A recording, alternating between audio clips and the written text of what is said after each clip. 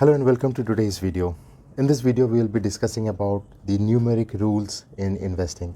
Remember when we discussed the checklist number 1, we said that there are certain numeric rules which you should be following. Where we said that there are certain rules which are laid down for the investors, for the beginners who find it difficult to handle their investments and handle their money. So for them, these are some numeric rules that can help them understand and capitalize on the shortcomings they have. So what are these? We'll discuss everything in details in this video. So stay tuned.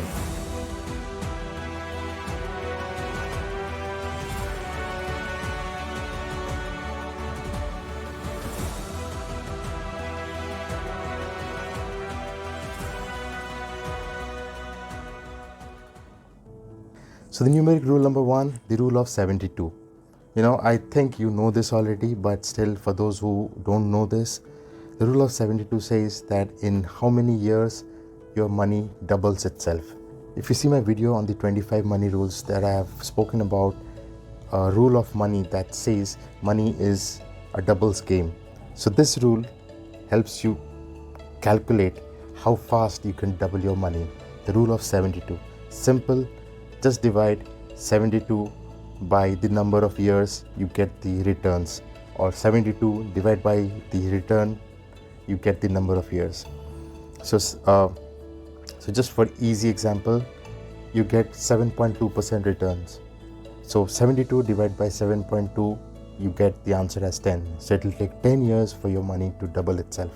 It's as simple as that.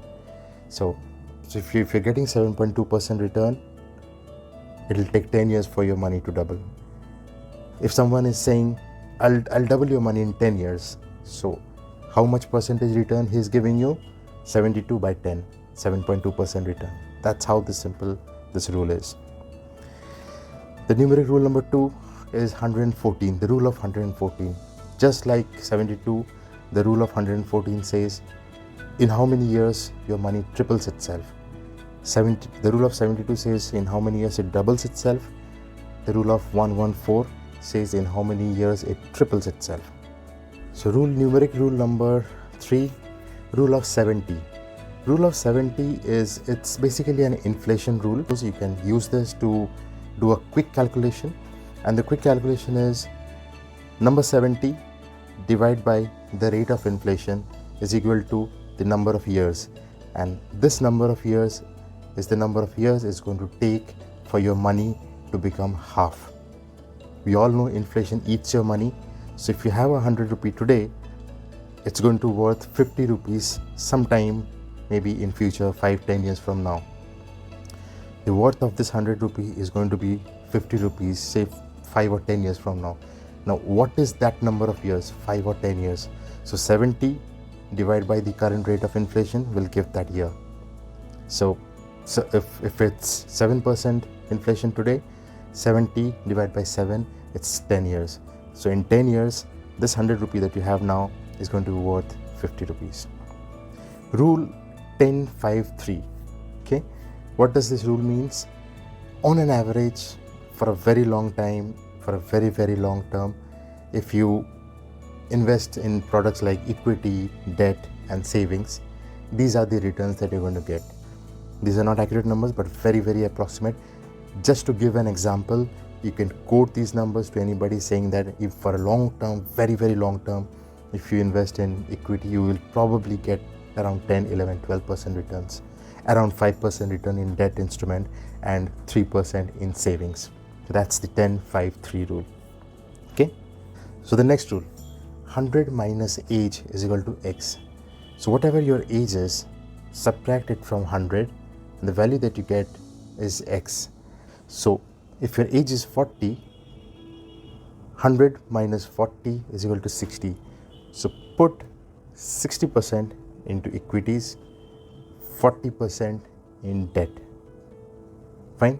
So now if your age is 50, 100 minus 50 is X. So now put 50% in equity, 50% in debt. If your age is 60, 100 minus age, which is 100 minus 60 is equal to 40, you should put 40% in equity, 60% in debt. That's basically, or that's roughly how you should allocate your investments, how you should diversify your portfolio, the 100 minus X formula. The 4% withdrawal rate. Now, this is anonymous, this is a rule in itself, but again, it depends on how much you want for yourself and what is conducive to you. What it means is when you retire and when you have a corpus built in, if you withdraw 4% from your corpus, probably your corpus would stay till you die. So you will never run out of money. But that 4% depends on how much you have, how much the inflation is. But currently, as on the current scenario, the 4% rule holds good because the inflation is around 5 to 6%. If you withdraw less than that and then 5% inflation, that means you're actually eating away 9% of your money. And assuming that on a current scenario, your portfolio can make approximately around 10 to 12% returns in the stock market and in these kind of instruments.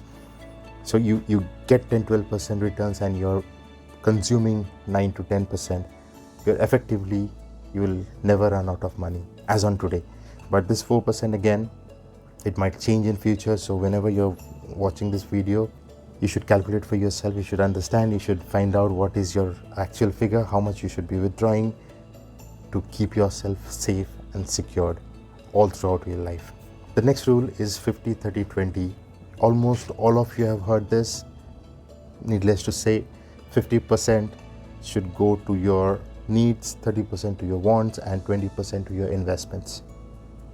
That's what the rule says. You have to build your own ratio. Okay? As I said, there are no rules in finances. It's all about how much you can manage. The more you can manage, the better it's for you.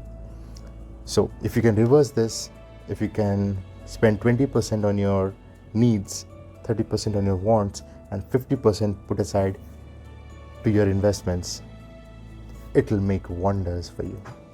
So here you see, I have changed the rule for my own good. I do it this way. I invest more than 50% towards my investments.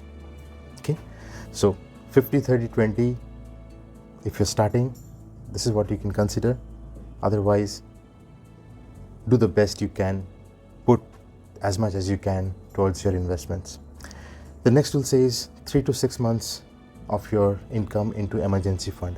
This is very important. Emergency fund is very important, and you should always keep this much amount into your emergency fund for emergency needs. The next rule is very much important. 1 week spending rule. It says if you like a product, if you want to buy it, you can't control the temptation to buy it. Hold on to yourself for 1 week, at least 1 week. And even after 1 week, if you still need it, if you still want it that bad, you can then go ahead and buy it. It's seen that almost always, almost the maximum number of times within the first week of you wanting that particular product, it is seen that the want subsides down drastically, and probably in day 3 or day 4 you would say, okay fine, I don't need it anymore. What happens is, if you spend it on day 1, you spend it on day 1, you'll probably have a look at it, you'll feel good for 1 or 2 days, and just like that on day 4 you will find this is not worth it. But you have already spent the money, you can't do anything about it. So always wait for 7 days before you buy anything.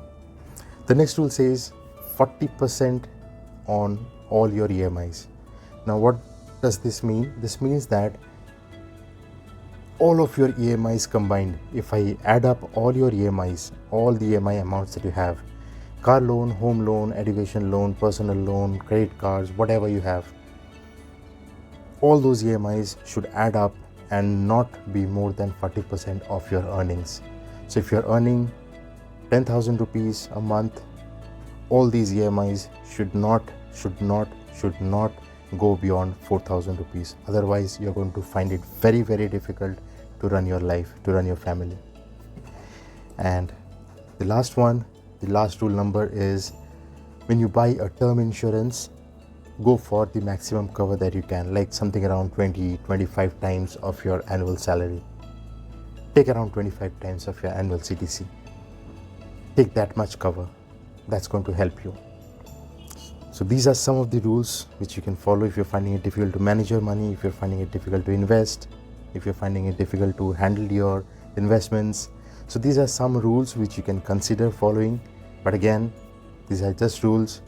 It's not a deadline, or it's not a red line, or it's not a law that you have to follow it.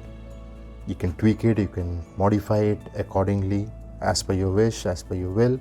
So these are some of these rules that has helped a lot of people in the past and is going to help a lot of people in the future as well. So that's why, just for easy reference, it's laid down for all finance individuals, and I present this to you as well for your easy reference. It might help you in your finance journey, and you might find it very useful in your life.